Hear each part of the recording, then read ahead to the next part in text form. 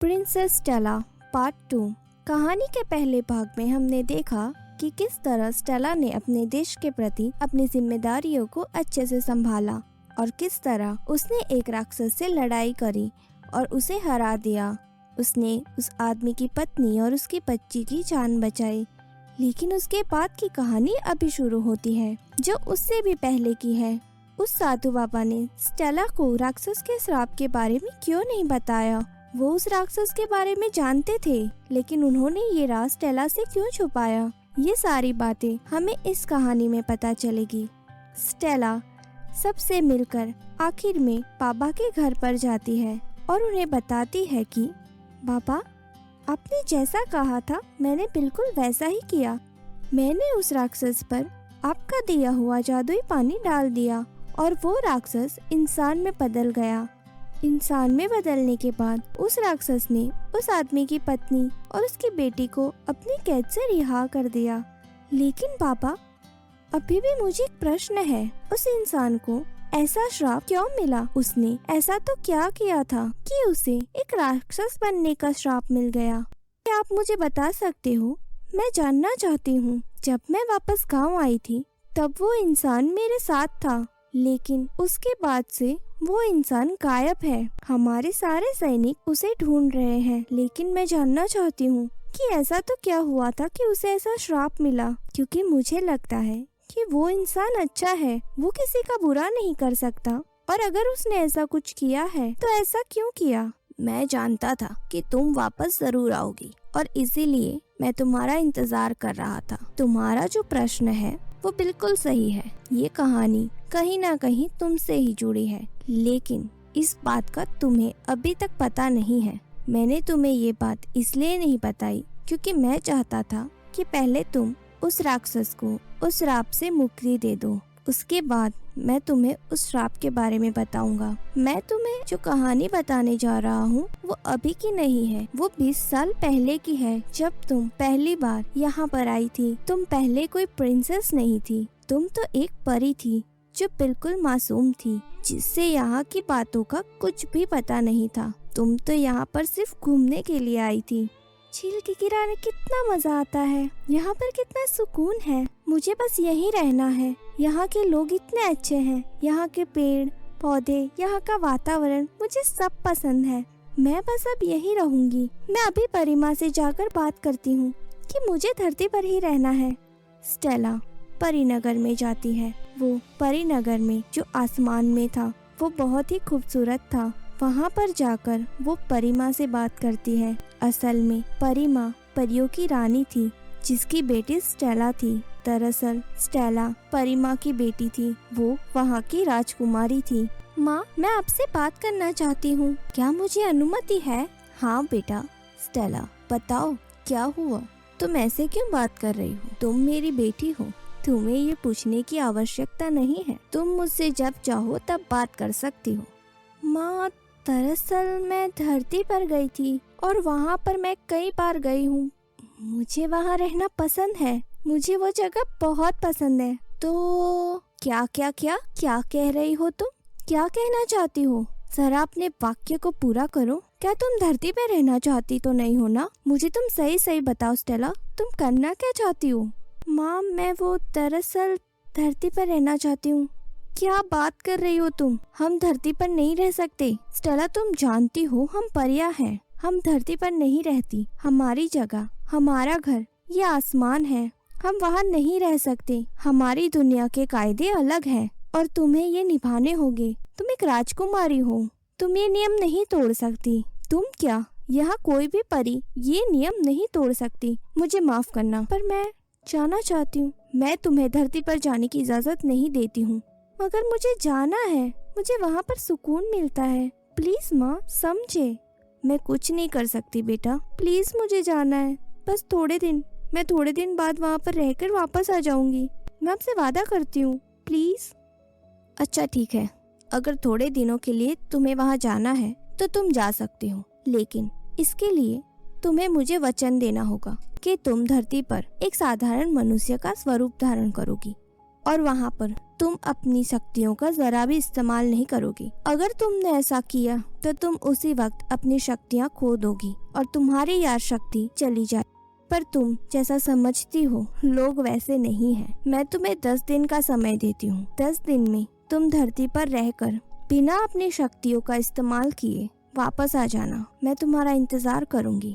ठीक है माँ, आपका बहुत बहुत शुक्रिया कि आपने मुझे जाने की अनुमति दे दी। मैं पक्का 10 दिन के बाद वापस आ जाऊंगी। बेटा, अपना ध्यान रखना। और स्टेला धरती पर मनुष्य रूप धारण करके आ जाती है। स्टेला एक बहुत ही खूबसूरत से जंगल में अपना घर बनाकर रहती है। उसे वहाँ बड़ा मजा आ रहा था। वो वहाँ आकर बहुत ही खुश थी। उसने अभी तक अपनी शक्तियों का इस्तेमाल भी नहीं किया था और किसी को ये पता भी नहीं चला था कि वह एक आम इंसान नहीं बल्कि परी है। एक दिन स्टेला को जंगल में एक लड़का मिलता है जो वहाँ पर लकड़ियाँ इकट्ठा कर रहा था।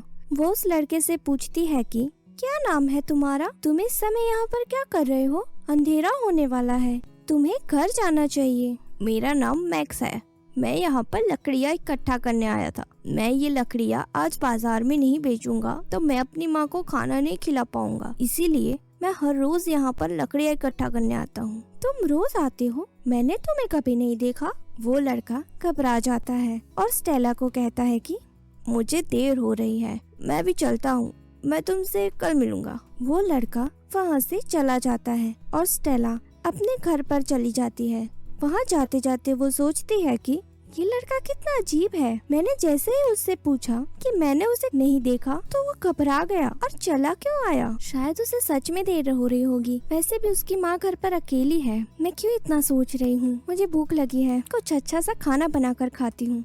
दूसरे दिन वो लड़का वहाँ पर फिर से आता है और स्टेला और वो दोनों बैठकर वहाँ पर बातें करते हैं। अब वो लड़का हर रोज वहाँ पर आने लगा था। स्टेला और उस लड़के की बहुत अच्छी दोस्ती हो चुकी थी। एक दिन परीलोक से उसके दोस्त आती है जिसका नाम मीना था। मीना, यहाँ पर तुम मुझसे मिलने आई हो ना? मुझे पता था कि तुम मुझसे मिले बगैर रह नहीं सकती।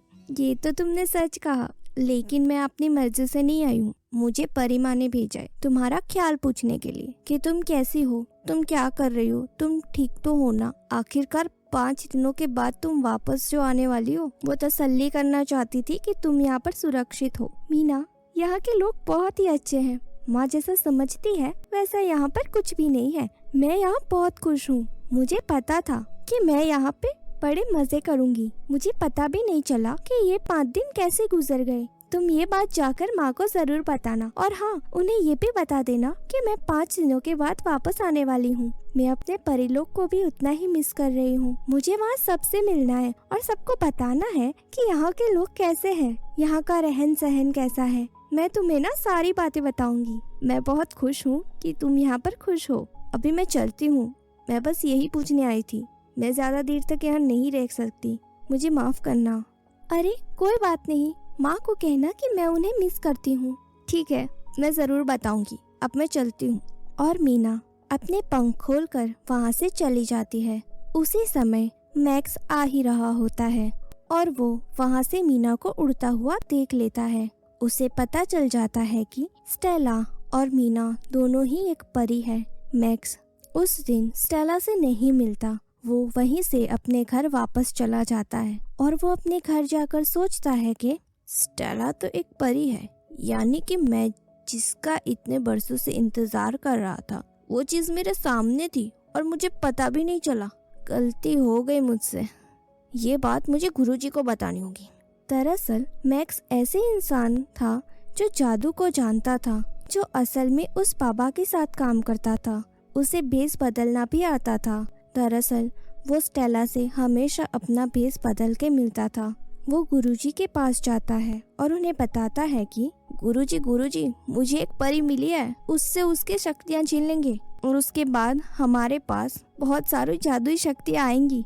हम ऐसा नहीं कर सकते, वो एक मासूम परी है, हम उसकी शक्तियाँ उससे नहीं छीन सकते। हमारे पास जो है जितना है हमें उसी में खुश रहना चाहिए। तुम ऐसा कभी नहीं करोगे, मुझे ऐसा वचन दो। गुरुजी, आप ये क्या कर रहे हो? ये गलत है। आपको अगर वह शक्तियाँ नहीं चाहिए तो कोई बात नहीं, मुझे वो अपार शक्तियाँ चाहिए। मुझे इस दुनिया पर राज करना है, मैं वो शक्तियाँ लेकर ही रहूंगा। और इतना कहते ही वो वहाँ से चला जाता है। वो भेष बदलकर स्टेला से मिलने के लिए जाता है और उसे बातों में उलझाता है। उसके बाद वो स्टेला के खाने में कुछ मिला देता है जिससे स्टेला बेहोश हो जाती है। और जब स्टेला की आंखें खुलती हैं तो वो एक कैद खाने में थी जहाँ पर मैक्स ने उसे बंदी बनाया था। वो देखती है कि वो उसके असली स्वरूप में थी। स्टेला की आंखें खुलती हैं। मैक्स, ये सब क्या है? मैं कहाँ पर हूँ? ये तुमने क्या किया?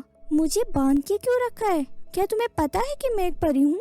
मैं सब जानता हूँ कि तुम एक परी हो और मैं कोई साधारण इंसान नहीं हूँ। मेरे पास भी जादुई शक्तियाँ हैं। अगर मुझे पहले पता होता कि तुम एक परी हो तो मैं तुम्हारी शक्तियाँ तुमसे कब की छीन ली होती।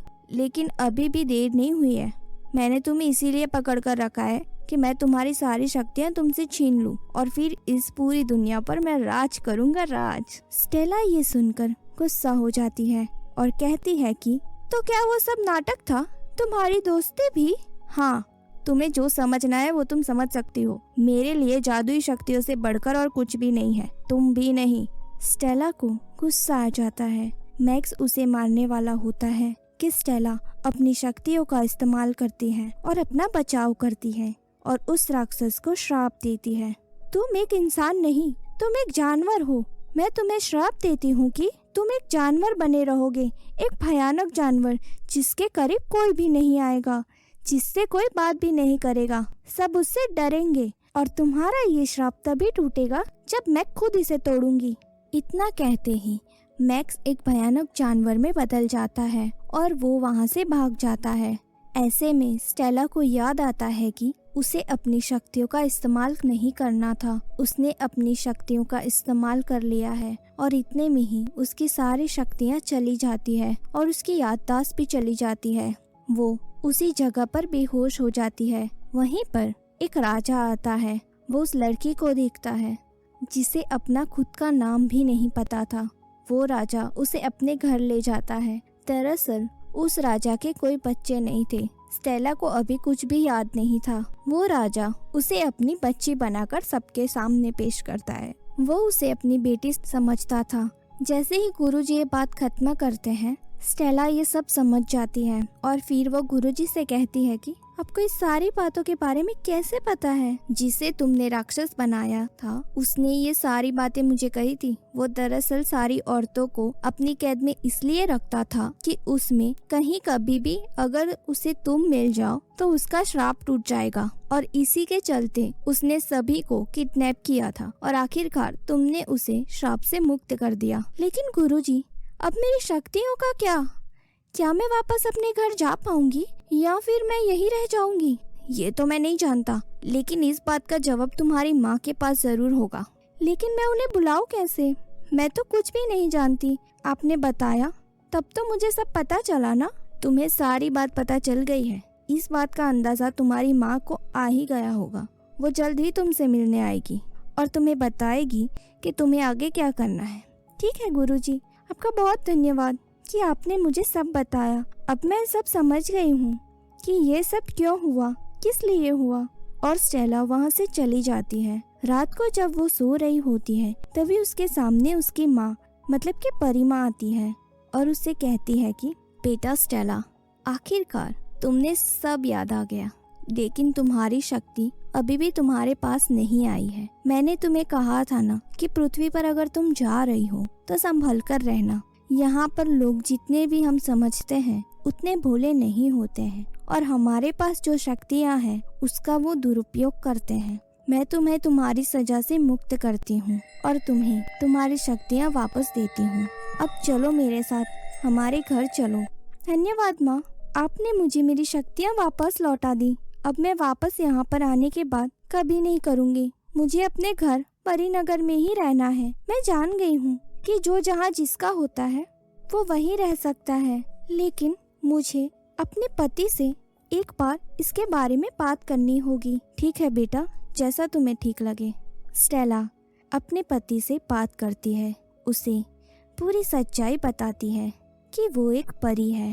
दरअसल क्या हुआ था और वो अपने पति से वापस परीनगर जाने के लिए बात करती है और आखिर में स्टेला और उसकी माँ परीनगर में वापस चले जाते हैं। तो दोस्तों, इस कहानी से हमें क्या सीख मिली कि बड़े जो कहते हैं हमें उसे मानना चाहिए, क्योंकि वो जो भी कहते हैं वो सही कहते हैं। हमें उनकी आज्ञा का पालन करना चाहिए। Thank you for the watching. If you like, share and subscribe. Thank you.